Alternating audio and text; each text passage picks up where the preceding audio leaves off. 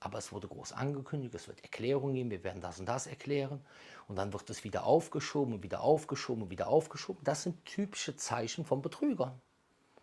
Das heißt, ich vertraue dir nicht, weil es sind einfach zu viele Ungereimtheiten und es gibt zu viele Verhaltensweisen, ja, die auf Lüge hindeuten. Ja.